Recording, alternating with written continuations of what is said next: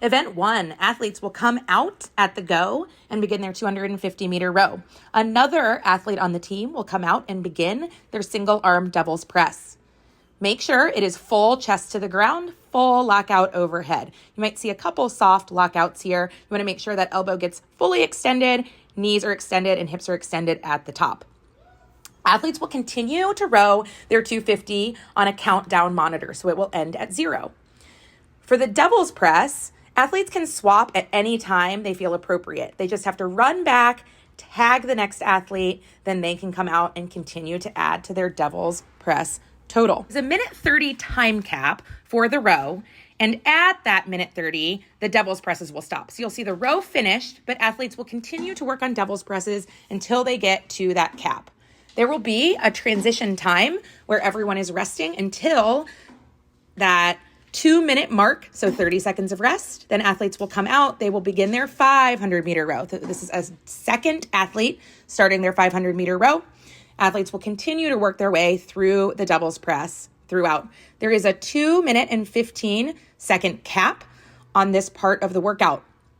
So that will go till 4:15 on the running clock. At the 5-minute mark, the last athlete will come out and start their 1,000-meter row. During this time, athletes are continuing to work on their devil's press to create a fourth score for this event. So each row is a separate score from the devil's press. There is a 5-minute cap on the 1,000-meter row. And at the 10-minute mark on the running clock, devil's presses will stop. And that is the end of event 1. All right, here we go with event 2, our max lifting event. So each person on the team gets to pick a different lift to work through. It is all a 3-rep max. So the bar starts unloaded.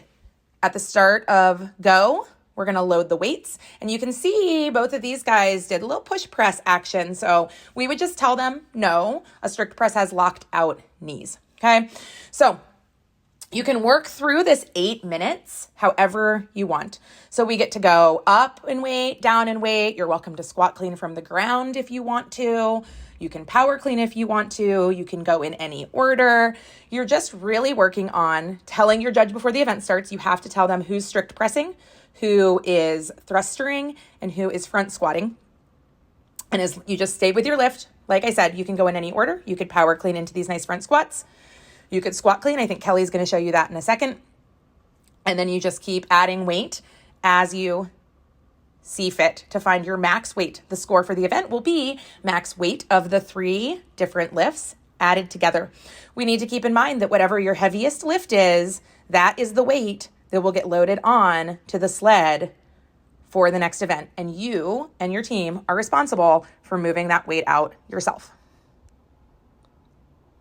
Event 3, the goal is that this whole workout is done outside. You can see the water sloshing. So we did some of the things inside, which is what our plan will be the day of the event if there's a lot of rain.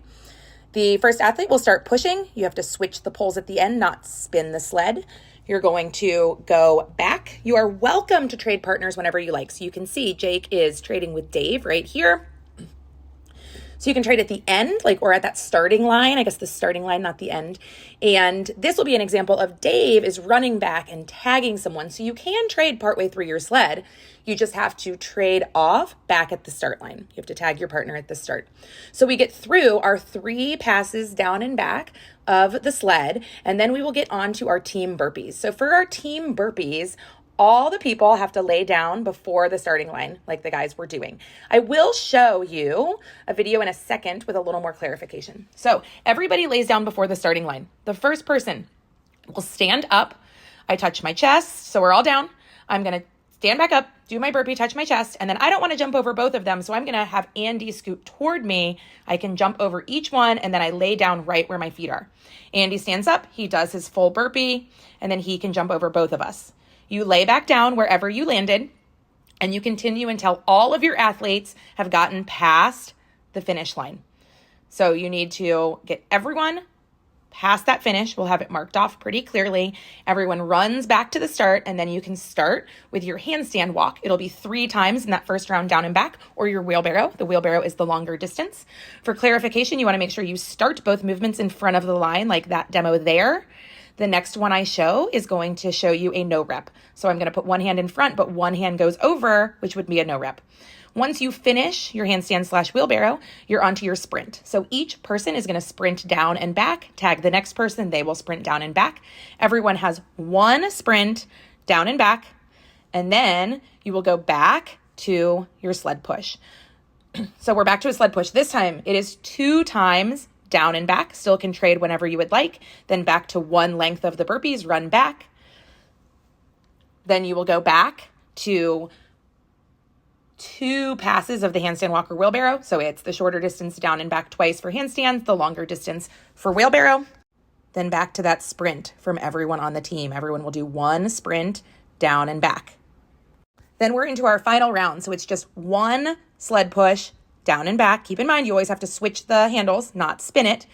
And then we'll go right back into our one pass of the burpees, run back, one pass of the handstands, and then the sprints, and then you are all done.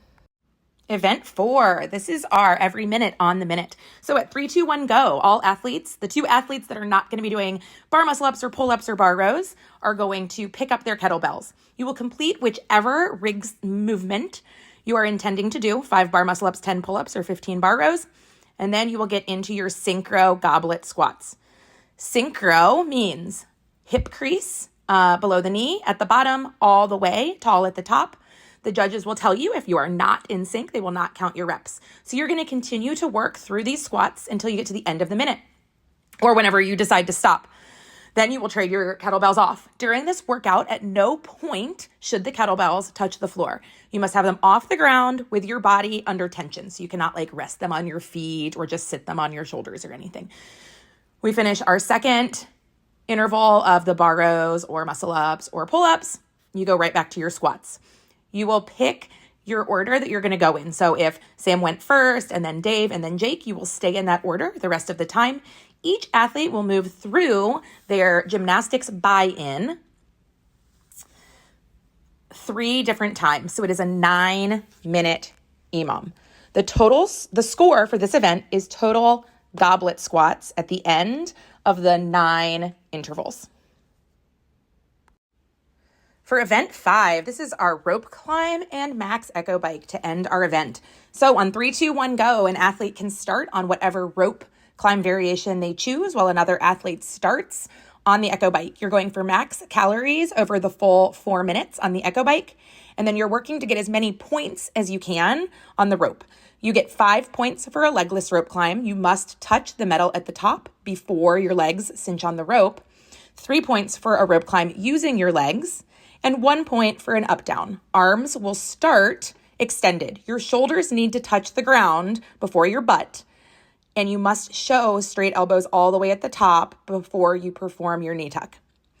That whole time, someone is continuing to work on the echo bike. You are welcome to switch the echo bike at any point and switch rope climbs at any point. You continue to work through this event for the full 4 minutes to get as many points as you can with the rope, and that will be added to your total echo bike calories.